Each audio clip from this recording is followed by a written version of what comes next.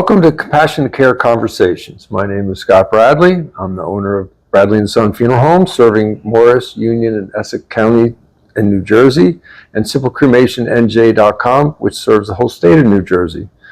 I'm a third-generation funeral director, clinical social worker, and a certified psychoanalyst. My mission here is to speak with people who improve the quality of life of the traumatized, the dying, and their stressed caregivers. Today, it's my pleasure to introduce you to Claire Brinkman. She's the founder of Embracing Endings. Her organization provides Late-Life-Concierge services. Welcome, Claire, and good to see you again. Thank you for having me. I'm really excited to be here. I'm glad to have you. So what journey have you been on that got you to this place as a late-life concierge? That's a really good question. So a few years ago, a really good friend of mine passed away, and I remember being in his funeral and seeing how the logistics of the loss just kind of exacerbated the trauma for his entire family.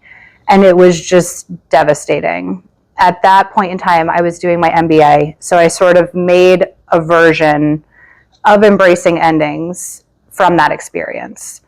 And then a couple of years later, my mom got diagnosed with Parkinson's disease. And my first thought was, what information do I need to know? Who should I reach out to? And I kept coming back to the question, why is this so confusing?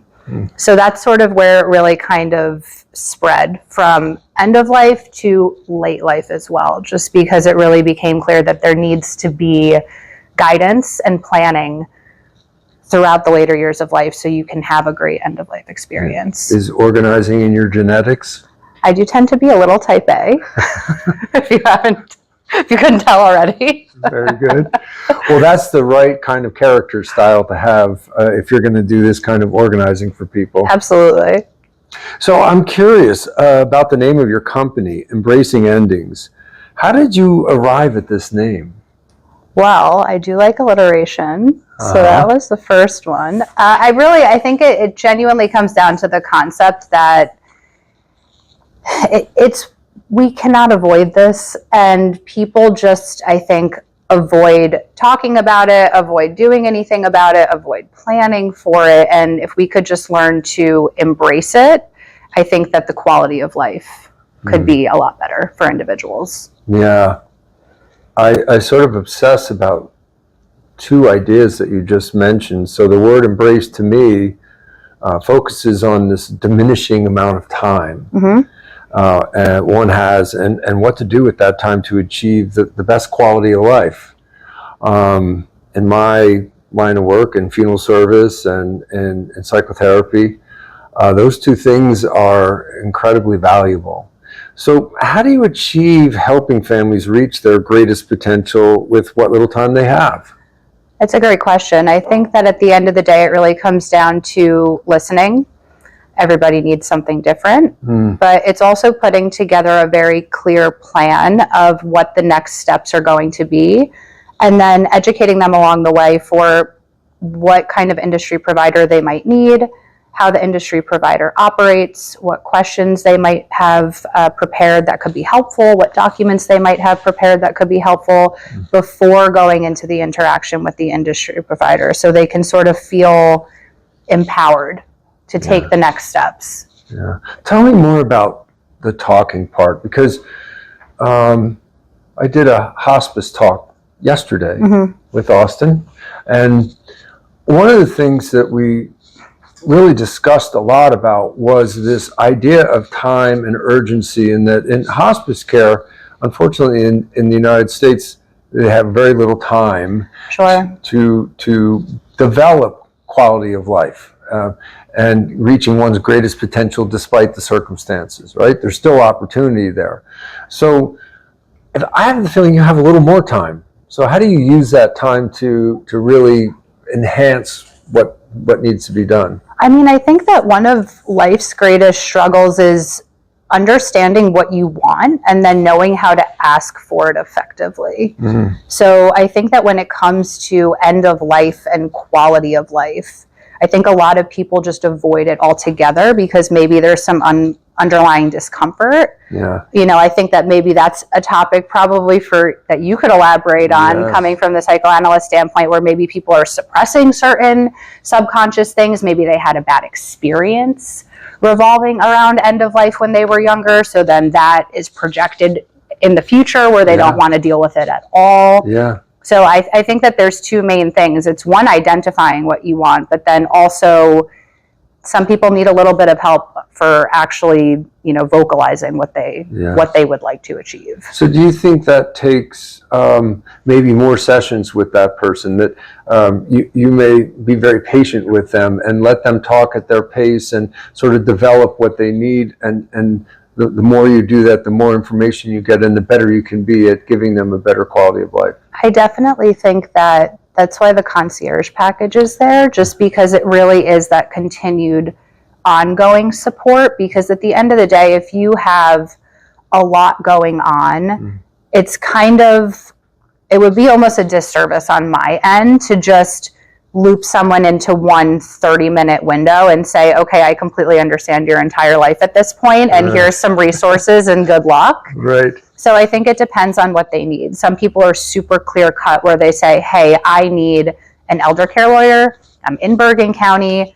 I just need it for, a will, or I need to update something. Yeah. That's a totally different situation. I was reading about all these services you can connect your clients to. You have a brochure, and the website's great. Thank you.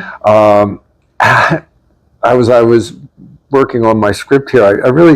I had this sense of fearlessness, and I just had this idea that no matter what problems your clients may have, that you'll find a solution to improve their situation. So how does that match-up process work?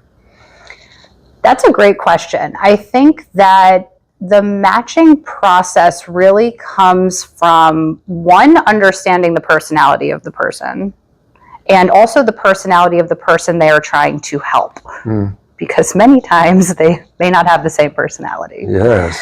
But we also always give people 3 to 5 options and descriptions of the industry providers, so then they can do their own due diligence, educate themselves a little bit, and then they can also make the best decisions for themselves. So it's not just picking one person and saying, hey, you have to go with this, because my interpretation of an individual might not fit your interpretation of the same need. Right.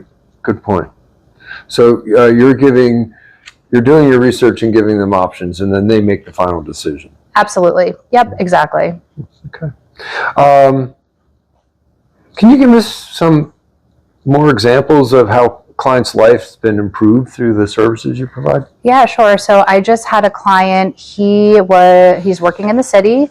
Both of his parents are living up in Westchester. His mother needed hospice and his father needed a home health care. Both of them only speak Russian. So realistically, he can't take time off of work to be going all the way up to where they live in Westchester. So that was a very interesting case for me, just because the language aspect was a piece of it.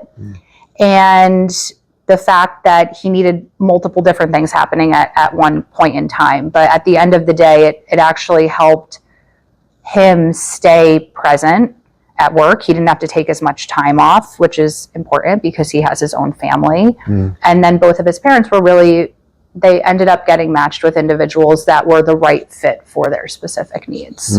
Kind of triggered an idea for me is we live in an area of great diversity. So, Absolutely. Language, faith, culture, religion. You work with any and all? Absolutely, because at the end of the day, it's not my job to judge what anybody believes or doesn't believe. I think that end of life is the same for everybody, and you have every right as the next person to have that experience be exactly what you want it to be. So it's my job to make sure that you get matched with someone that can do that for you. Yeah. Very good. Thank you. You're welcome.